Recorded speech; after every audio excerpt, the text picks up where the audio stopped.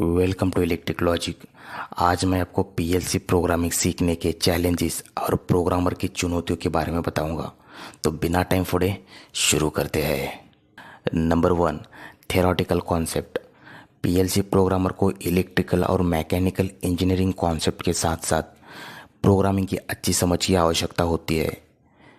कई बार प्रोग्राम बनाते वक्त मैकेनिकल कॉन्सेप्ट को नज़रअंदाज करने से या फिर मैकेनिकल कॉन्सेप्ट की जानकारी ना रहने से कमीशनिंग के वक्त प्रोग्रामिंग में रिवर्क बहुत होता है, जिसके वजह से साइट पर इंजीनियर को कस्टमर का प्रेशर और चिड़चिड़ाहट का सामना करना पड़ता है।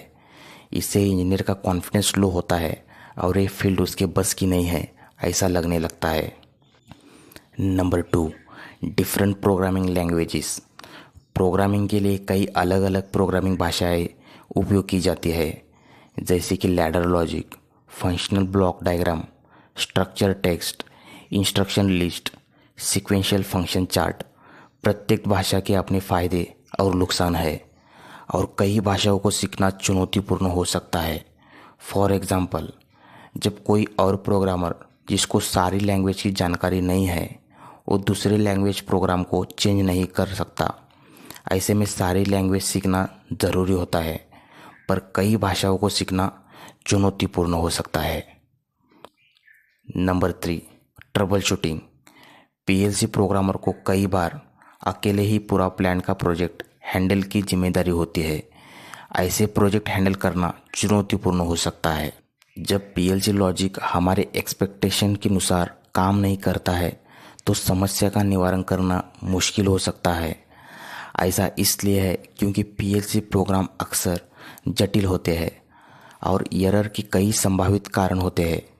एक बार जब आप एक पीएलसी प्रोग्राम में प्रॉब्लम की पहचान कर लेते हैं तो आपको इसे हल करने की आवश्यकता होती है।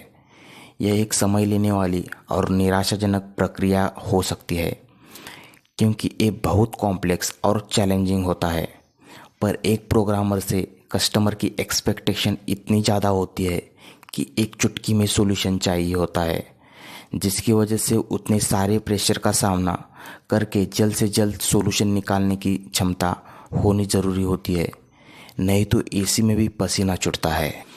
Number 5, real world application. PLC programming का उपयोग अक्सर इंडस्ट्री में किया जाता है, जहां प्रोग्रामिंग एरर का रिजल्ट बहुत खतरनाक हो सकता है। आपको रियल प्रॉब्लम का हल करने के लिए लॉजिकल और क्रिएटिव रूप से सोचने में सक्षम होना चाहिए, नहीं तो छोटी सी गलती पूरे प्लान को बंद करवा सकती है या बड़ा एक्सीडेंट होने के चांसेस होते हैं, जिसका रिजल्ट कई करोड़ों का नुकसान होना संभव होता है। इसके लिए लॉजिक चेंज करते वक्त फूक फूक कर कदम रखना पड़ता है और जैसे कस्टमर की रिक्वायरमेंट होती है उसी प्रकार से मशीन या प्रोसेस चलाना होता है और ये कई बार फ्रस्ट्रेशन और चैलेंजिंग होता है। Number 7, latest technology.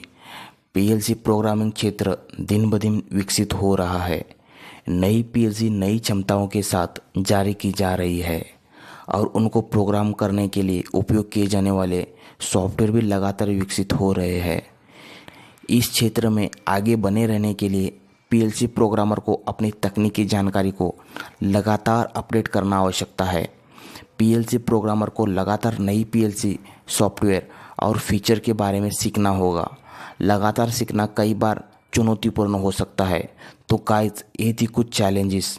यदि आप इन चैलेंज को एक्सेप्ट करके इस फील्ड में आना चाहते हो, हमारा चैनल आपके साथ है। आप नए हो तो चैनल को सब्सक्राइब करो। टेक केयर और बाय।